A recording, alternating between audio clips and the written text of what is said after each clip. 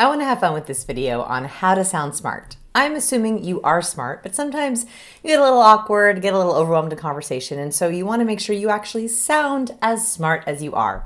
So here are a couple of tips to sound smart in conversation. First, verbally organize. Really smart people know what they're going to say, and so they can verbally organize for you. So they'll say, I want to talk about 3 different things today, and hold up their fingers, say 3. This sounds smart because you know what you're talking about, you're prepared to talk about it. It also is smart because it helps people not interrupt you. If they know you have 3 things to get through, then they're less likely to interrupt you at point 1 or point 2. So hold up a number whenever you say a number, say this is the first thing, second thing, third thing, or I want to talk about part 1 and then part 2.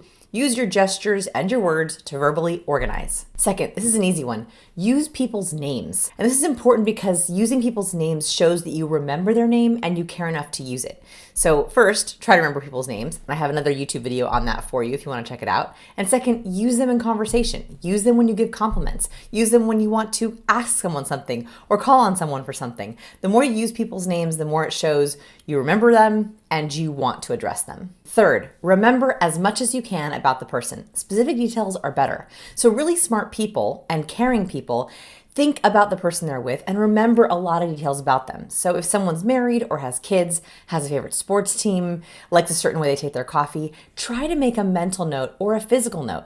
In my contacts on my phone, I often make notes about people's spouses' names, their kids' names, special food orders, special things about them. And then when I'm with them, I bring it up. So don't just remember it, actually ask about it. Hey, how's your wife Sandy doing? Didn't you mention that your kid just started soccer? How'd that go?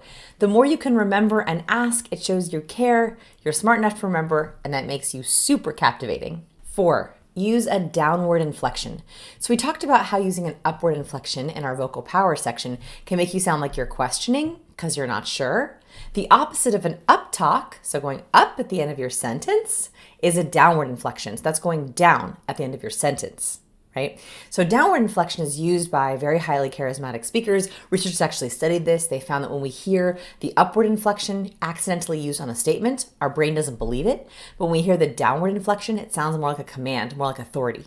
So if you want to say something, especially important, a price, a timeline, your opinion, say it with a downward inflection. 5, short is actually better than long. A big mistake that people make when they want to try to sound smart is they use big words or really long sentences. Actually, rambling and going off topic and having hard to understand and follow sentences make you not sound smart. So actually, really smart people, they speak in concise, precise sentences. They use very simple and easy to understand words, and they're very easy to understand. Think clarity over confusion. 6, be a bridger. What I mean by this is you sound smart when you talk about topics you know a lot about or topics you're fascinated by. So what I always think about is how can I bridge the current conversation to a topic I love? When you're in conversation, think about how can you steer the conversation to topics you're fascinated by or topics you know a lot about. Right now, if you want to, a little exercise, make a list of a couple topics you love to talk about, a couple topics you know a lot about, and then think about transitions. So for example, if you're a weather buff or a history buff, could you bring up the history of a building or the history of a place? If you love history, could you learn the historical facts about the current town you're in or your hometown? That way you can casually and slowly steer conversation to topics you are actually smart about. 7, I do this one a lot. Borrow authority. So if you're not the authority on something, you can borrow it. Cite a number, cite a statistic, mention a study, read research. If you're not sure, Google some research or statistics. 8, this is the most important one. Smart people know what they know and know what they don't know. If you don't know something, say it. The worst thing you can do is pretend you know something that you don't. It's only going to make you sound silly. So when you don't know something, say, gosh, I don't know, and then follow it up by action step. But I'm going to find out. Or, I'm not sure about that. It's a good question. I'm going to ask Jill. Or, I have to think about that. I don't know the answer off the top of my head. That actually makes you sound smart because you're admitting where you don't know knowledge and then you talk about your action step. Lastly, be a summarizer and an action taker. Here's exactly what you can say at the end of an interaction. It sounds like what's happening is this. You feel X and you feel Y.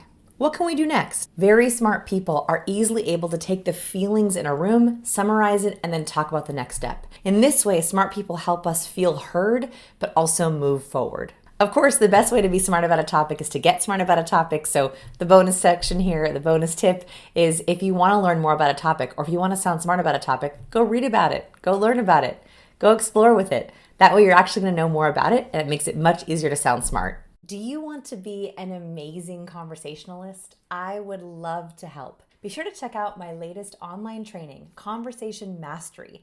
Communicate with confidence. It's my 5-step framework to be an expert communicator. Hope to see you in class.